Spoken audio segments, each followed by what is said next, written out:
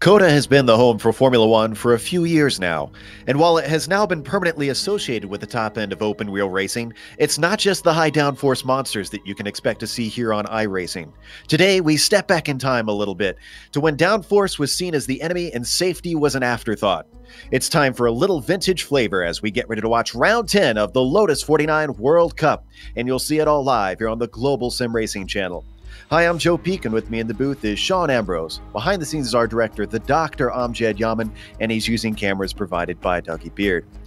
Sean, we've seen races on the full GP course here at COTA a number of times, but this is obviously the first time for the Lotus 49 guys to visit the Western Circuit. Tell us about it. Joe, I can smell that fresh Texas country air this morning as I feel like I'm almost standing right here in Elroy, Texas. It's on the southeastern edge of the Austin city limits. In fact, if you look to the west from the track, from the tower, you can see a beautiful shot of downtown Austin, Texas. COTA was the first United States road course that was purpose-built for Formula One, and they opened it in 2012. Now today, the track is on the West Circuit, which clocks in at 2.6 miles, 4.184 kilometers, with 18 turns and 133 feet of elevation. Yes, the climb to the top is still in play up at turn 1. Now, this place was designed to replicate parts of several tracks, including Silverstone, where they've taken the Maggots and Beckett's chapel sequence here. And, they encourage drivers to follow multiple racing lines around this track. It was deliberately laid out with these wide corners. Now, the S's in turn 9 will be especially tricky, as off tracks and time penalties abound through this sector. And I think we're going to have some excitement down there today. The removal of the long backstretch in this configuration significantly reduces the number of great passing opportunities here. And Joe, today drivers will be challenged to tackle this beast known as COTA. I don't doubt that. It looks difficult, as it, like you said, it really takes away the few points where you have long stretches, except for that front main pit straight. Qualifying has started, so while we wait for the first of the laps to be put in, why don't we take a look at the championship standings, starting with the drivers. Mick Claridge is still up at the top, and he's still able to be caught, but just barely. Ove Trangrade now the only one that has the capability here with 25 points to gain and only 30 points on the table. And let's see, is he actually here today? I'm trying to see. Yes, he is. So Ove's got to make at least 6 points today if he wants to overtake him. Michel Dudignon, with his troubles last round, is now out of reach. Enzo Canta as well, 36 points behind our leader, Joni Kaijinen, down in 5th, has jumped up a number of spots to make it onto our sheet. Now, Sean, what about the Constructors' Championship? Well, Joe, let's take a look at that real quick. And we look at the Constructors' Championship. It's still the UK sitting there up top, 79 points. Joe and Mick Claridge and Spencer, they're holding down the top. Now, the United States, 14 points behind, but they're running out of time here, Joe, as we approach the end of the season. The Finns, well, they've kind of got third all of themselves right now, because France and Norway are locked in a battle back there in 4th, 10 points behind them. Very tight stuff there in the Constructors' Championship. Now, let's go over the race details as well, in case anybody isn't familiar with the Lotus 49 World Cup. As I mentioned, 30 points on the table, and with 10 points for win, you guessed it, we're on round 10 of 12 today. Now, it's a 20-lap race around here, and they are open setup. That said, the drivers do share the setups pretty freely in this series. The fast guys are pretty willing to give that to you, because most of it is down to the driver in these cars. This is a C-class race, which means they have no fast repair, no spare car waiting for them if you get damage. Race isn't really long enough to try and get major repairs done, so as soon as you get damage, your hopes of getting a win are effectively over. Points go all the way down to 8th place today. Now, Sean, you mentioned the difficulty in passing.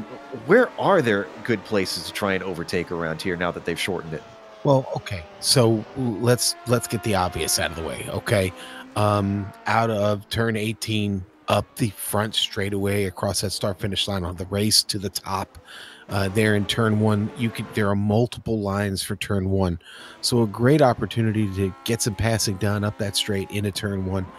Maybe turn 10 is a good passing opportunity there. It gets awful tight down there, but we'll see.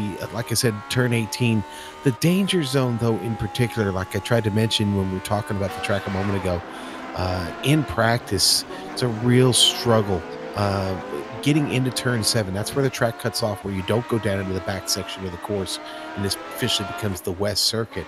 That turn 7 is really, really tough because you're already braking and you're turning while you're braking there. So it's the car, it gets very unsettled, and then it gets even tougher as you go down the hill there after that left-hander. You hit a small section of S's there that is very, very narrow and very tight, and off-track incidents and possible slowdown penalties are going to be a huge factor through there.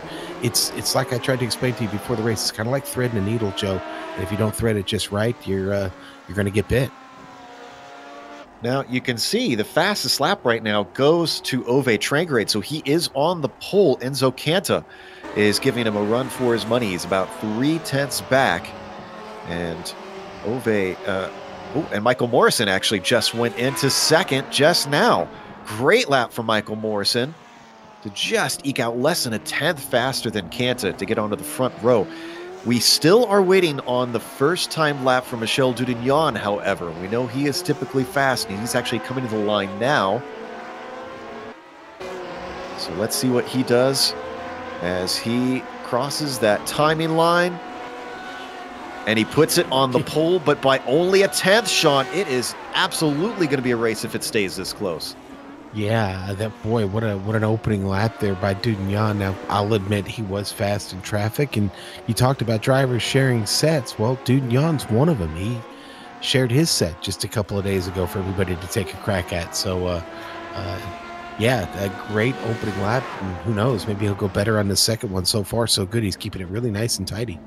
An interesting thing to note is he actually bested, let's see, what is the gap between those two? About a little over a 10th of a second. But when he bested Ove had improved on his first lap by about 3/10. So he upped his time and then watched it tumble down a spot almost immediately as Michel was right behind him. Now, for those not familiar with iRacing, the reason you're not seeing him directly behind him is because this is solo qualifying. All the drivers effectively have the track completely to themselves. That prevents any sort of using the draft or trying to stop one another getting a fast lap, since they only have 2 very limited laps to try and get a time in. And in fact, only about 2 minutes left as we watch Michel finish his second lap. Let's see, you mentioned he could still yet improve. Taking the final crack at it here. He was really sawing away at the wheel there, though. Crosses the line, and he does not improve. It is oh so tight. It is 8/100ths of a second between his 2 laps. Talk about consistency. Yeah, absolutely. Yeah, you said he was sawing at the wheel. Turn 17. There's a very, very short straight after you turn left there, but turn 17 gets pretty wild. You hang the car out, and like you said, sawing that wheel just a bit, almost has that dirt track feel to it as you make your way to turn 18. Well, that's actually everybody that is able to put a lap in. Don Good now out on track, and he doesn't have enough time to complete a lap. So let's go through our qualifying order. Michel Dudignon is going to try and stop Ove Trangrade from overtaking Mick Claridge in the points. He's got a good start to it being on the pole. Ove Trangrade starts beside him, though, however. Michael Morrison will start this race in third. P4 goes to Enzo Canta. Benjamin Zocco will begin in P5, and then 6 will be Billy Bob Wright. Then in row 4, Paul Foster starts in 7th with Richard Morin next to him in 8th. Neil Kemp will start in 9th, and Raymond Smith in 10th. Sean? All right, Joe, then we're going to drop down to 11th. It's going to be Hideki Koivitso, Luke Gomez in 12th today. Row 7 going to be Peter Hebron and Sandeep Banerjee back with us today. Row 8, Andrew Eng and Randy Huff. And row 9, the last and final row today, Gary Anderson and Don Tell Me Something Good. And with that, we are going to go racing for 20 laps here in round 10 of the Lotus 49 World Cup here at Circuit of the Americas. Cars are just now starting to get gridded up. It is going to be a tall climb up to that first corner. And Sean, we haven't really talked about it, but that first turn on the first lap can be a bit precarious in the pack. Ooh, well, like I said a few minutes ago, there are multiple lines through there. It gets very wide up there, Joe, and then it narrows out as you get down the hill. But you can get 4, 5, 6 wide. It can get very, very confusing up there and very hard to see everybody around you. It'll be pretty crazy here when we get started. As we wait for the last few cars, Trangarade Wright, Banerjee, and Gomez, the only ones who have yet to grid. Got a few more seconds here, and there we see second place. Trangarade now gets up into his slot. This show when Formula One comes into town, as well as many other good series. WEC, IMSA has raced here. V8 Supercars had a race where they came over once and raced on this course, actually. At this point, waiting on Sandeep Banerjee just to come out to the grid. And then we will get the green flag. You can hear the cars revving up. Sandeep taking his time, making sure that he's got his fuel in, I'm sure, making sure that his setup is the correct one. I think they said about 8 gallons would get it done today here, Joe. And the engines are revving, lights are up. Green flag is out. Oh, Michel Dudignon was way late on the gas, and Ove Trangarade gets a good jump on him coming up around the outside. He's going to have to be brave on the brakes as they go 3 wide behind them. Is everybody going to make it through? Don't want to tangle wheels in these open wheel cars, and they are. So far, so good. Yeah, everybody gets down the hill. Oh, one car goes off. We'll come back to that later. Up at the front, Michel Dudignon leads Trangarade, leads Morrison, leads Canta. And then Zoko rounds out your top 5 as they come to the crossover this first time through that narrow chicane and onto the backstretch. That was Luke Gomez that shot off the track down the hill out of turn 1, Joe. Not a good start for him. Now they're into the technical back half of the circuit. Hairpin after hairpin after hairpin. Mostly going to be single file, although some drivers will try and make a sneak attack. We've seen that in the real world. It happens here on iRacing as well. And Ove Trangarade really is putting the pressure on already.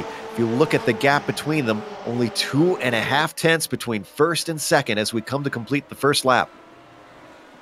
Yeah, they've gone line astern throughout the field already here, Joe. Still trying to get lap 1 here sorted out.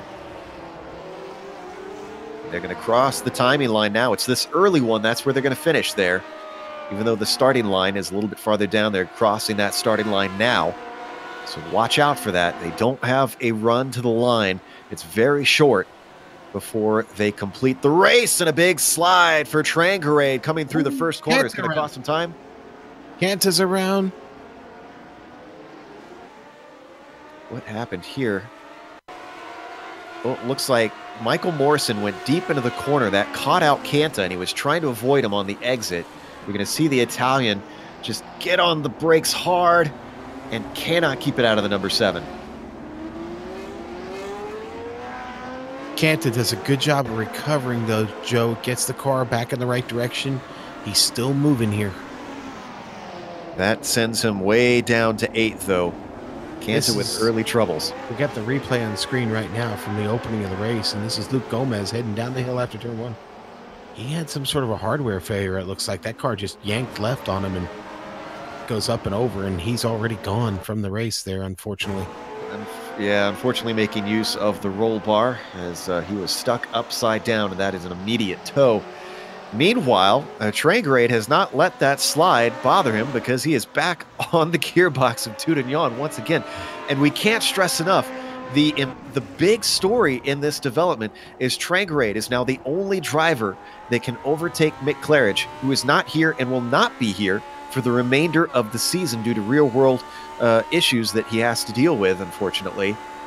But he's built up such a lead, taken so many wins, that he could still remain the leader despite missing the final 4 rounds.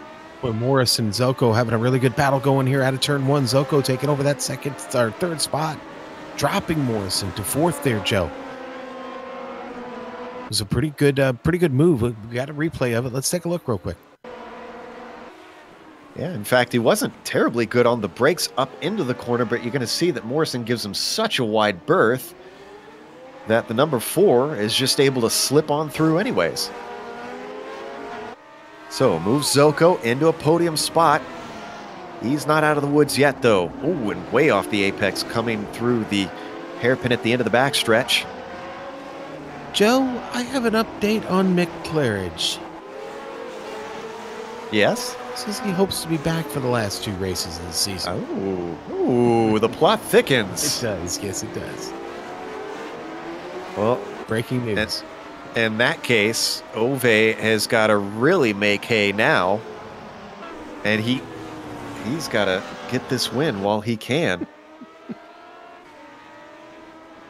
Joe, let's look at the battle for 6th place. Paul Foster. Yes, Paul Foster is leading a pack of Neil Kemp and Enzo Canta around. Canta obviously still trying to recover, but look how far they are behind Billy Bob. I mean, they're right here coming across the start-finish line up the hill. They're going to get a good run up here to turn 1.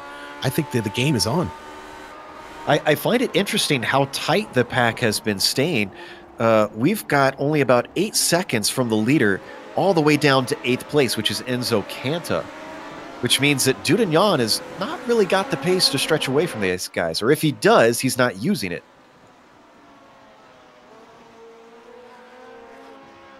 Typically, we're used to seeing Dudagnan really put the afterburners on and leave the pack behind. We're a quarter of the way through this race already, and just look at how tight this fight is for the lead.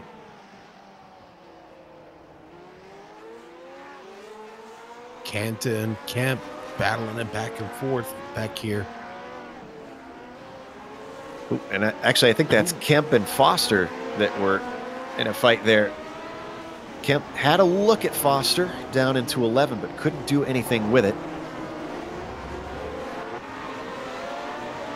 So now they come into the triple apex right-hander, meant to mimic Turkey. Hebron's not been having a good race as we look at him here. Down to 13th. He started in 11th.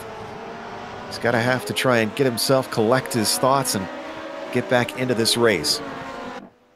Right now he's working on Sandeep Banerjee. Banerjee, who's actually picked up 2 spots. Banerjee off to a decent start here. Whoa, watch out. Hebron on the brakes behind Sandeep Bear, hard and heavy. Loses a little bit of time, unfortunately. But he's not out of the fight. You can see they continue on. Really, honestly, as I'm looking through our timing, closest fight remains up at the top, although Billy Bob Wright is seeing if he can do anything with Michael Morrison. Almost looks like Morrison is qualifying better than he's racing today, as he was up to 2nd momentarily. He started in 3rd. He's down to 4th and already being hounded by Billy Bob. Yeah, and Billy Bob, I still think this battle behind Billy Bob here with Foster and Kemp and Canta, I just think they're awful close here, and one mistake there by Billy Bob, these guys could take that over from him. Boy, yeah, I saw that too. We saw from above, Canta did not expect those guys to check up going into that corner. Remember, for those of you just joining us, Canta had an early problem getting into the side of Morrison, and that sent him backwards. Right now, he's playing catch-up. And now that I mention that, it almost makes me wonder if Morrison maybe got a little bit of damage, and that's what he's struggling with, is that contact with Canta maybe hurting his pace here in the race. Yeah, it could be some sort of suspension damage. I don't see any significant damage on the car itself. But you never know with these Lotus 49s. It really could be a suspension issue, something that has him fighting the handling on that machine, slowing him down. There we see Morrison still running in fourth, hasn't given up to Billy Bob quite yet. Closest fight in the pack is still, oh, and Enzo Canta has an off. So what was going to be a close fight there for the 7th place. Unfortunately, he's got a lot of ground to make up now on Neil Kemp. Boy, yeah, Enzo is struggling with the car right now. It's starting to look a little evil on him, and I'm sure he's frustrated. He's got to try and reel this back in here now because Richard Morin is at his door knocking. Morin started this race in 8th and is currently sitting in 9th, so he's going to want that spot back, of course. As the laps are ticking off much quicker on this shorter western layout here at Circuit of the Americas. I think we are, yes, we're looking back at our leaders once again. Ove Trangrade, who was really putting the pressure on to Michel Dudignon, seems to have lost the plot a little bit. Slides it through that turn 1 once again. He likes that rear just hanging out, Sean. Yeah, and you know what? This is definitely the car to do it with. But, boy, Dudignon really a little all over the place there, going into those S's, but recovers really well and still has just great pace through here. Love these cameras watching these guys struggle through those S's. Wow, yeah, he gained so much time through all the S's and through the crossover. We'll have to watch and see if Michel gets it back. Maybe he's just better on the back half of the course here. So far, he's not shaking Trangarade. The point I was trying to get to and was struggling to find was the tires. And whereas he may like to slide that car out, Joe, that comes at a cost. You can make these tires angry. Don't let the fact that they're huge fool you. They get hot and they get slick just like any other tires. Well, and I suspect, too, with this being such a point and squirt type of track, that you need those rear tires to be in good shape. Yeah, you really do. And it's 99 degrees down on the tarmac today. So, you know what? Probably don't want to over-exaggerate that sliding through these turns too much or too often. Meanwhile, Ove with a problem. And I think he downshifted a little too quickly coming up into turn 1. Yeah, it was the puff of black smoke, Joe, from the rear of the car. Yep, he detonates it. There it goes. Oof. Wow. Well, that is the end of Trangarade's race. And Sean, I can't believe we're saying this in round 10, but that means the championship goes to Mick Claridge with that one moment. With 2 rounds left. Wow. What a huge, huge disappointment for Ove Trangrade this morning. Oh, sending it up. Boy, Billy Bob sent it, almost sent it into the turn there to make a move on Morrison. We've got a replay of this. Watch Billy Bob just stay on the inside track there, and it looked like he was going to send it into the turn. This is down into 11. Took a peek. Yeah, just got chopped off at the nose. I don't think that one was ever going to work, to be honest. That was exactly what I was thinking. This is never going to work. Still hanging on to the back of Morrison, trying to get onto the podium, which, of course, has now changed its outlook. Morrison gets bumped up to 3rd. Zoko gets moved into 2nd because of Trangarade's problems. Only 2 DNFs so far. Trangarade with his blown engine. Luke Gomez with him going onto his lid earlier on. Blown engine, flip car. There you go. That'll do it. That'll put you out of a race, Joe. Man, you know what? Still a good battle here between Neil Kemp, Paul Foster, and Enzo Canta's actually come back to the field here a bit. He's gotten back on pace and had a little consistency over the past couple laps, and it's allowed him to get back into this battle. But Foster keeps throwing it in there. I suspect this is going to be one to forget for the Italian, though. He gains more time on Foster through the crossover, down to the hairpin of 10. He's much tighter at the apex. Problem is, whoa, speaking of sending it in, down into 11. That's the second time we've seen a car really try to stick their nose in. And for the second time, it did not work.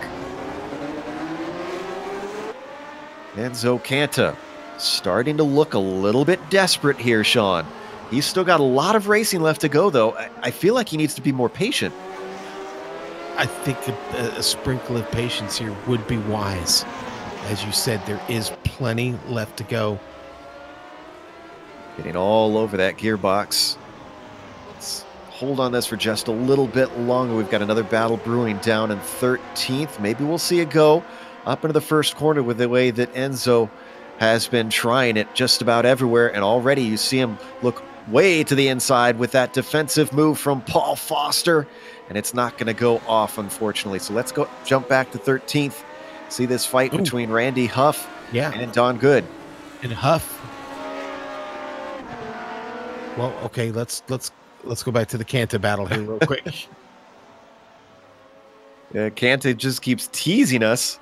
Oh, and he was way offline through the S's. Look at him get way too much of the pyramid. Gathers it back together, but you can see the time that he lost.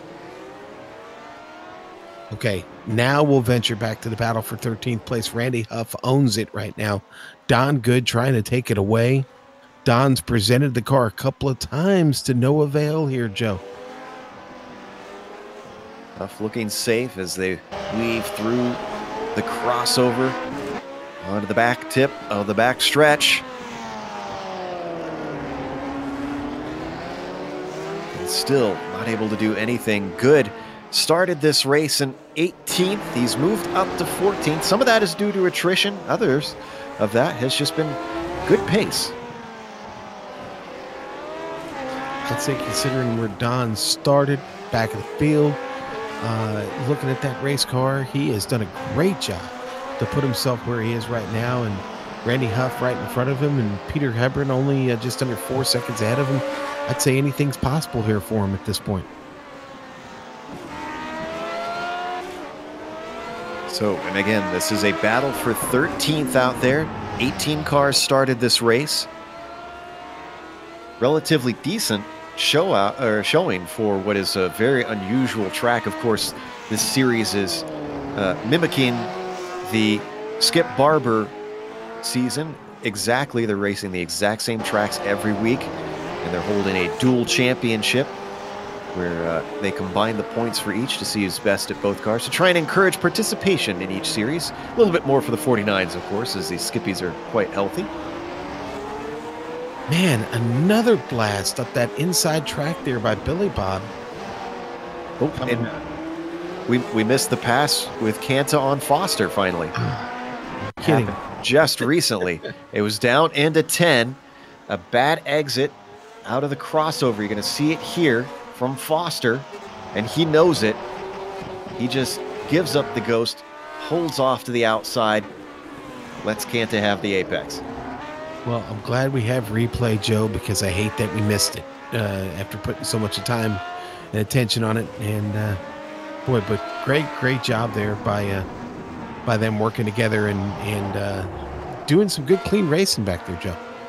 You know, we've seen Canta have a number of offshot, and one thing we haven't talked about, there is an incident limit with this being official iRacing. 17 incidents and you're DQ'd. I'm kind of starting to worry about Enzo a little. Joe, I believe there is concern to be had there. I can't exactly track incidents, but I'm given a warning when someone is close. And right now, Enzo, I'm hearing from the truck, is close. So we should probably pay attention to that. This is an easy track to pick up incidents on those off tracks, especially where he's going through right now. I talked about that several times now. It's like threading a needle down there, and so easy to get it either to the left or to the right to get that 1X. And there were, 20 laps. So 20 really good opportunities to get it wrong down there, Joe. Meanwhile, Randy Huff and Don Good very close at the moment. And again, still this battle for turn 13th as they come down to the hairpin at the end of the backstretch one more time. Not sure anything is going to happen very soon on this, so why don't we go through the field as we are past halfway, give you an update on each of our drivers. Michel Dudignon is leading the way, and right now he started on pole, still on pole, led every lap, withstood the pressure from Trangarade early in the race. He's got about a 12-second lead over Benjamin Zocco, who started in 5th, has got himself up into 2nd. Done a nice job this race to work his way up the order. Michael Morrison started 3rd, is still in 3rd. Nothing lost, nothing gained for the violet-colored car. Billy Bob Wright trying to get one more spot. He's in 4th position after having started in 6th. And how about Neil Kemp, beginning the race in 9th place, has got himself into the top 5. Sean? All right, Joe. Then we'll drop down to Enzo Canta, who is in a really, really good fight right now with Paul Foster sitting there in 7th. Canta still trying to pick up this recovery drive after falling from 4th place. And again, it's Foster in 7th chasing him right now. You're going to drop back a little bit further to Richard Morin, who finds himself in 8th, about 7 seconds away from that battle, and right now having to defend against Hideki Quigvizzo in 9th. He's up a couple of spots from 11th where he started and has had really good pace here the last couple laps. Could be setting up Morin for a pass. One more spot back, we go to Raymond Smith, the Canadian, right where he started, Joe, holding serve right now, 14 laps into this race. Just outside of the top 10, Sandeep Banerjee. He's up 3 spots into 11th. And he is pretty much in no man's land right now. He's about 8 seconds back from Smith and 3 seconds ahead of Hebron. Hebron, of course, sitting in 12th position. He's only gained 1 since the start. He's also gotten himself a gap ahead of the battle that's been going for a while now. That's Randy Huff, sitting in 13th, trying to hold off Don Good in that 14th position. Then we get into cars that are a lap down. Andrew Ang, the first one off of the lead lap, sitting in 15th. And the last car running right now, Gary Anderson, is in 16th and tail end of the field. Yeah, and Gary, I've seen some traffic work around Gary. He's been really good to just get out of the way, let these guys get by and race. Right now, the closest battle on track, it's a bit of a toss-up. We got a battle for 2nd between Morrison and Zocco, then a battle for 4th between Wright and Kemp. And don't forget about that battle back there between Good and Huff. It's still going on there for 13th place. But yeah, these 2 battles up front we should be watching, because Billy Bob, it just seems like he's just hanging on to this right now. Kemp is really, really threatening here. Oh, so close coming up the main straight. Not much of a slipstream in these cars unless they really get going and just don't have enough pace down the front stretch for that to be a major factor as they work their way through turn 1. You can see the different lines each of the drivers are taking. It's so wide in there. You can get creative with it.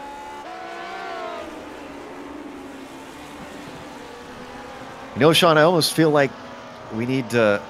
I know Evil Knievel had Evil as a first name. Has anybody else been named that? Because for Don Good, I really feel like we need someone named Evil so we can have a battle of good and evil. Evil, yeah. It has to happen at some point.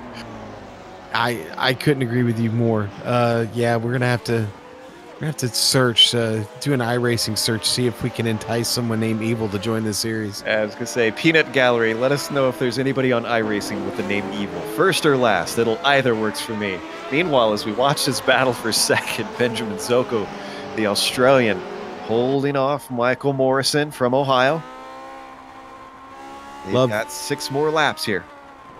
I was gonna say, I really love the Evil Knievel reference here at COTA, where it looks like that Evil Knievel went happy with a spray gun here with all the markings on the track, the red, white, and blue, and the stars. Oh, yeah, I tell you what. Glad they have those in there. I know F1 took them away the first race they came. I don't know if they still do that. It was a bit of a weird decision to me.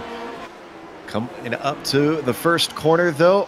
Morrison way late on the brakes. He manages to somehow turn the car in. I don't know how. I thought for sure he was going to overshoot it. Oh, behind them, though, Neil Kemp gets overtaken by Billy Bob Wright. They finally switch positions. When did that happen? That was not into turn one.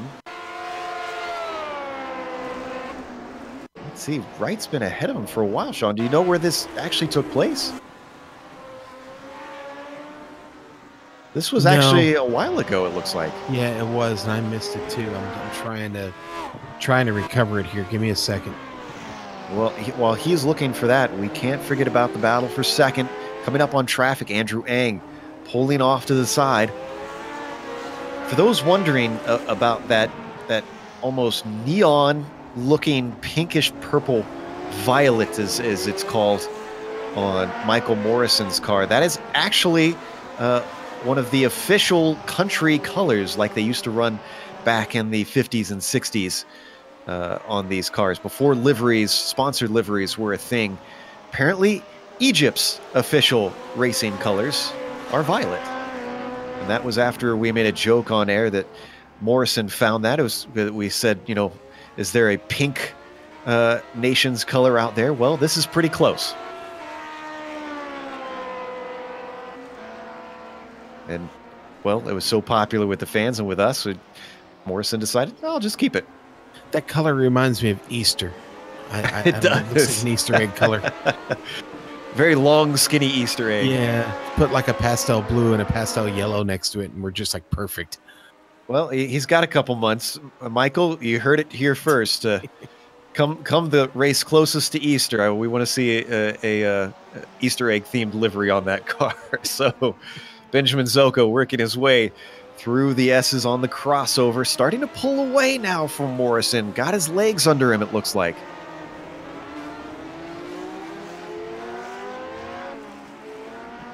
Well, it's about time. With 3.5 laps to go, it's a good time to get good at what you're doing, because time is running out here. Zocco looking at a podium spot here. If he could just hang on. Dugnan has just really put on a clinic here at COTA today, Joe. He was surprised there, yeah. Yeah, he was obviously ready for this one. And he was challenged. I mean, we should say that before Trangarade fell out, it wasn't like he was going to romp away with it. Trangarade was trying to see what he could do with him almost the whole race. Unfortunately, that blown engine just put paid to his efforts. And since then, it's just been everybody fighting for the best of the rest. I'm watching the battle for 8th place right now. I'm not so sure Richard Morin's going to be able to hang on to this 8th spot. He's worked really hard in this race, had a good run, but Coivito seems to be just a little bit better right now. I don't know. Call it intuition, but a good run there out of turn 18. Maybe a fight here up in turn 1. And remember, this is actually very important for Coivisto to get up into this spot as he sends one up the inside. They bang wheels. And Coivisto takes it by force. Yeah, my spidey senses were tingling on that one, and we'll go on board here with Coivito. I can't tell if Morin was just late on this one or Coivisto was late. Wow, I did not expect him to gain that time on turn-in. And I was about to say, this is important because Coivisto is now into the points, and I believe he is the highest sitting Finn, so he is going to score constructors points in his spot if he can hold on to it. Yeah, well, hold on to it. Exactly. Morin already trying to get that spot back, Joe. Ooh, and Morin makes a mistake there. Maybe not more, maybe not. Yeah, more. Maybe just a different idea. Morin took a look on the inside of Coivisto, but couldn't do anything with it. So come through the triple apex. So he's got to watch out, though. Raymond Smith right behind him is threatening. Yeah, fellow countryman and Canadian on his horse there, chasing. Oh, and the battle for third, not up yet. Oh boy, Neil Kemp with a big off there just behind that battle we were going to. Billy Bob Wright and Michael Morrison. Stick on the battle for now. Yeah, that was coming out of the first corner. Unfortunately, Neil Kemp just got on the power a little too soon. His car is damaged and he is falling down the order. But as we watched Billy Bob Wright and Michael Morrison, Wright has got himself past the Violet Machine. Morrison tries to come back at him at the end of the backstretch, but nothing doing.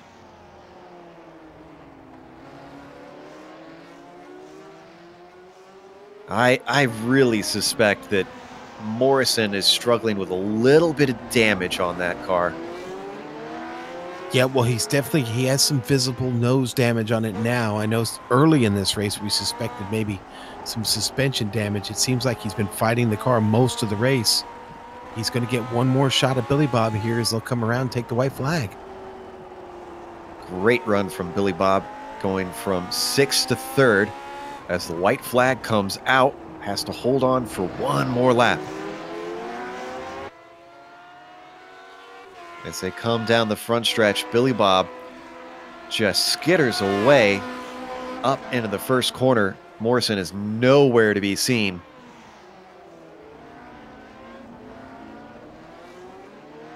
But how about Michel Dudagnon?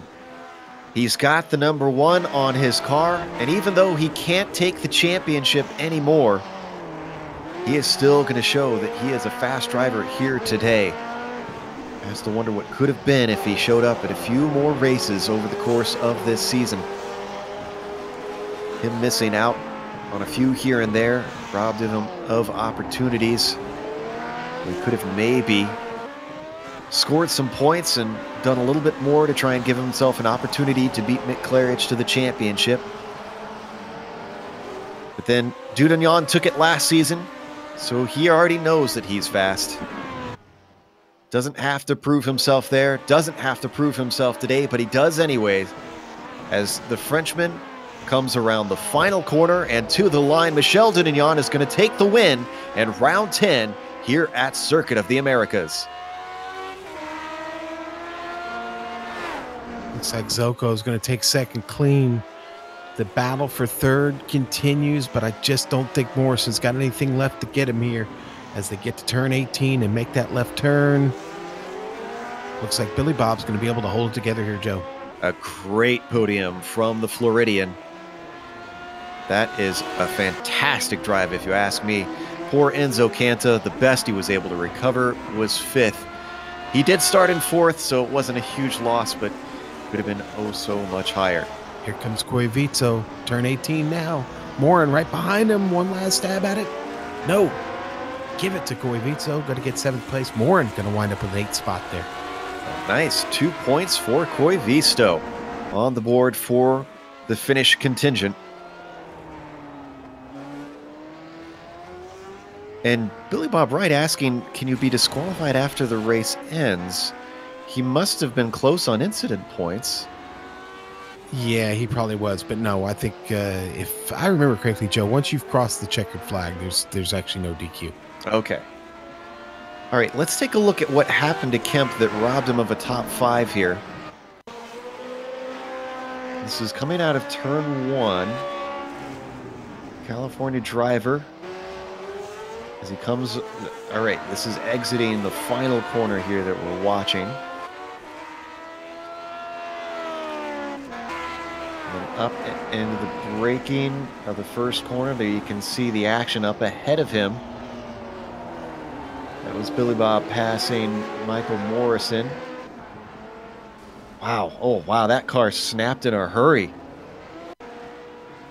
Yeah, and so we saw that at the very, very beginning of the race with Luke Gomez having trouble, which we thought was a hardware failure. And then again at the very end of the race here. There's a little dip as you come off of there. I wonder, because this car is so little downforce, if that's what's happening there, as the track kind of dips downwards slightly, maybe it loses traction. But hopefully we'll get to ask him after the race. In the meantime, we're going to take a short break here on the Global Sim Racing channel. We'll come back with the official results as well as driver interviews. Don't go away, because you'll see all the upcoming races here on GSRC on your screen.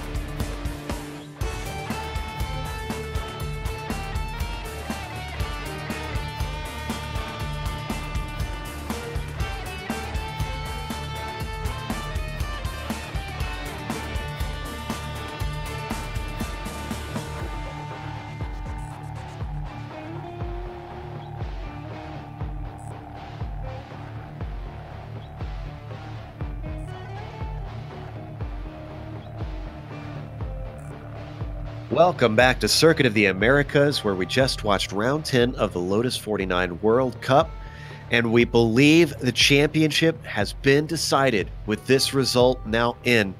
Michel Dudignon wins the race, but because he is too far back and because Ove Trangarade DNF'd, your champion this season, we believe, is Mick Claridge, who was not here today. Benjamin Zoko finished in second. Great run from him. We have to give him more credit because that was a fantastic race from the Australian. Same thing with Billy Bob Wright, able to get himself onto the podium to take third. Michael Morrison, unfortunately, we believe possibly damage, hurting his pace, and he falls to fourth by the end. Enzo Canta, he makes a recovery drive today and finishes in P5. Paul Foster behind him in 6. And how about Hideki Koivisto getting 2 points on the board in 7th. Richard Morin, the final points paying position, in 8th behind him. Then you've got Raymond Smith down in 9th and Sandeep Banerjee rounding out our top 10. Sean? All right, and down to 11th, it's going to be Peter Hebron with that finish today. Randy Huff, 12th. Don, tell me something good with a really good drive today. 13th, 14th, going to go to Andrew Eng.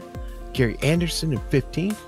Neil Kemp, 16th. Ove Trangarade popping that motor, finishes 17th and 18th. Going to go to Luke Gomez, who found trouble with what we believe might have been hardware there on that first lap after the first turn. It looks like Michelle isn't here yet to talk to. We do have second place Benjamin Zoko here to tell us about his race, though. And Ben, you were in quite a fight there for a while with Michael until you were able to drop him. Were you at all worried about the fight with Michael? Yeah, hi Joe. Yes, I was. I was worried that it was going to come down to the last lap or something like that. I could see that he was slowly catching me, and I just really had to try and stay consistent and keep putting in the lap times that I know that I could do. I was struggling a little bit through the S's. That was my strong point earlier in the week, but tonight I was missing those apexes in the S's, which is important. But thankfully, I had just enough pace to hold him off and ended up beating the likes of Billy Bob and Michael, and they're normally faster than me, so a massive victory for me today. Very much so. Managing to finish in second, obviously you've got some pace, but looking at your incidents, I'm seeing only 2 on the board. So tell us, what's the secret to be both fast and being able to keep it within the boundaries on this track? Because there was a lot of them that racked them up. There's a couple of factors in there. I think one of the factors was fear. I'm not worried about getting a cut track. Once again, earlier races this week, I racked up easy 6 or 7 or more incidents going wide and cutting the corners. But I think somehow another factor involved was luck or something. Maybe I'm not connected to the server properly or something, because I was pretty aggressive in the part after the S's, the left-hander, and then the little chicken that you have to negotiate. I was pretty aggressive through there, and I didn't pick up a 1X at all. So I've got no real answer for you that one, other than just fear and luck. Sometimes that's the best that you can hope for. Well, we wondered about some of the choices of tracks with the Skippies being mimicked in the Lotus 49. So what are your thoughts on this one? Because I have to imagine probably a little bit more suited to the nimble and slower Skippy. I like it in the Skippy. It's a good, with the closeness of the cars there, it provides really entertaining races and also lots of crashes, but, hopefully entertaining races. And I actually really like this West configuration in the Lotus 49 as well. Don't know what it is about it, but I know I can see why people don't like it, but I really enjoy it. And obviously it likes me too, because as I said, I don't normally beat some of those guys, and today I certainly did. And well, congratulations on the podium. It was a well-run race. We were impressed by your performance, and we hope to see you next week. Yep, I'll be there. Thanks for having me, guys.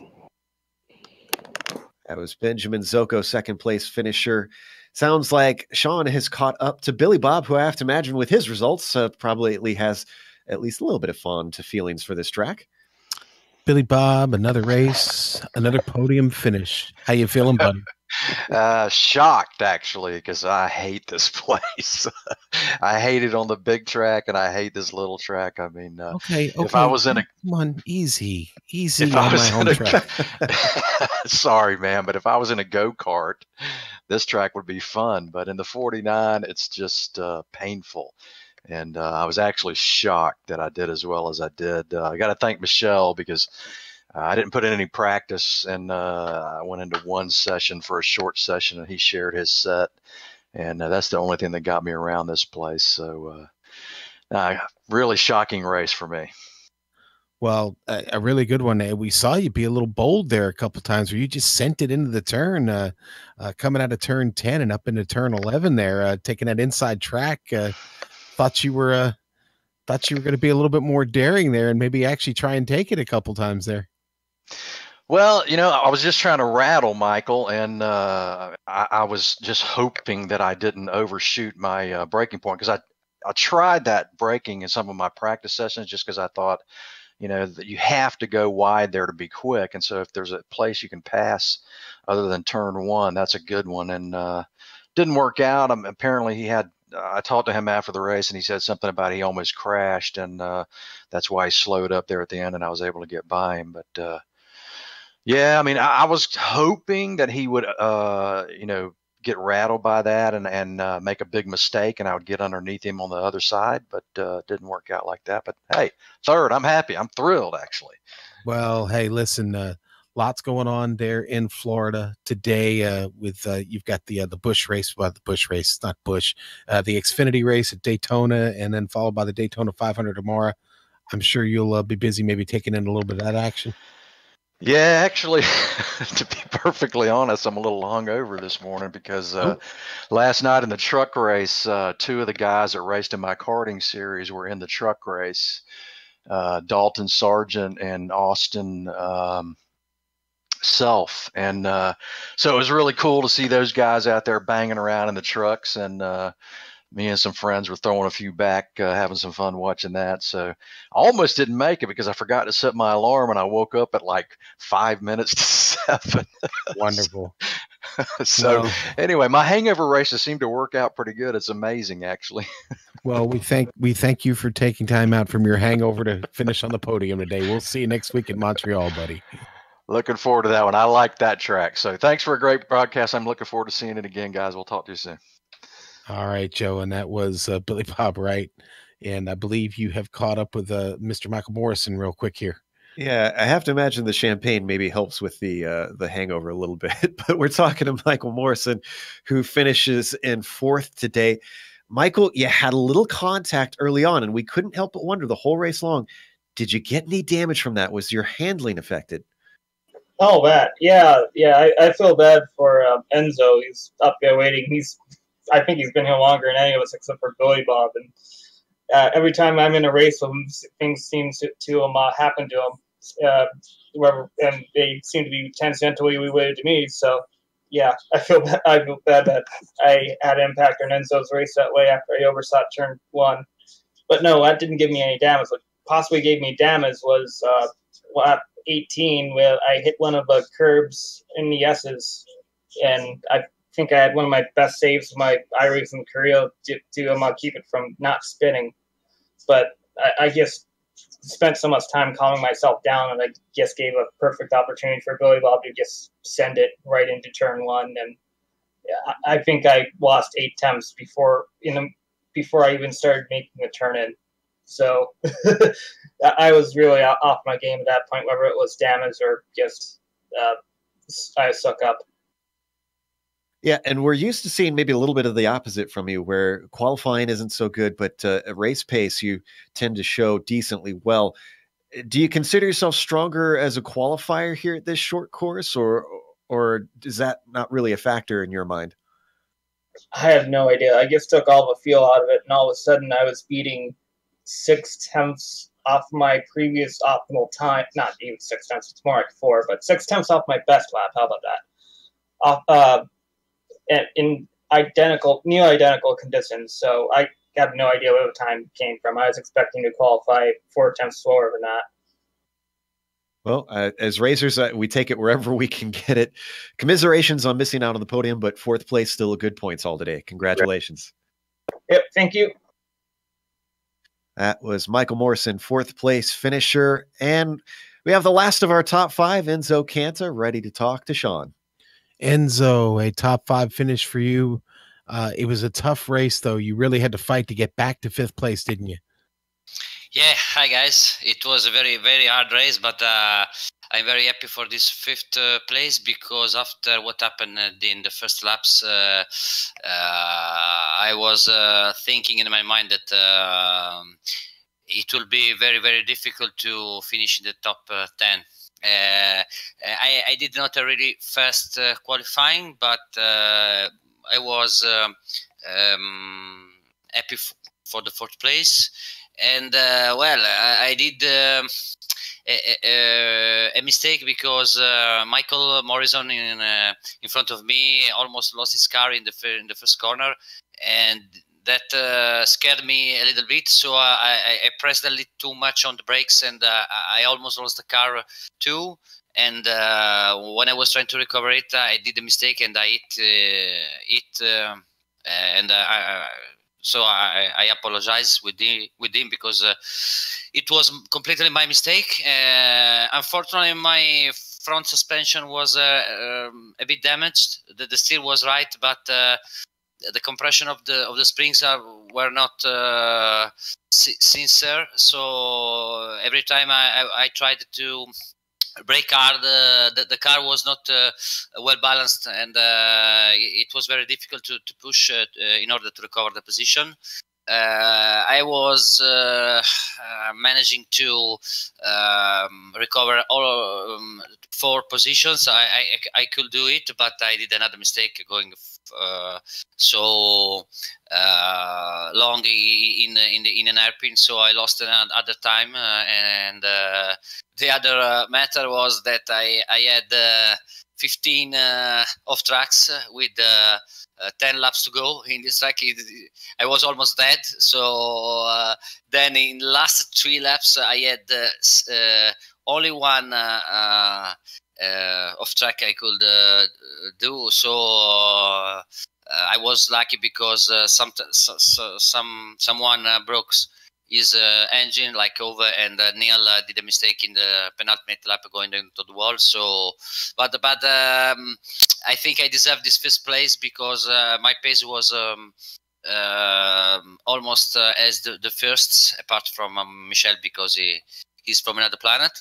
But yeah, but without that mistakes, I could take the podium. So I'm happy in this way.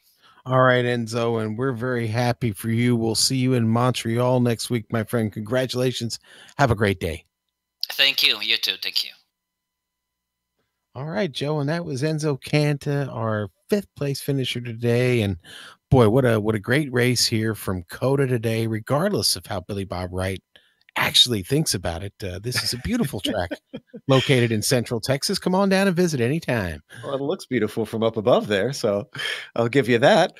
It is unfortunately time to close up. And of course, we want to thank Jack Ulstead and Ben Zoko for helping bring back the Lotus 49 World Cup once again onto the Global Sim Racing channel. We're already in talks for next season. I can tell you that already.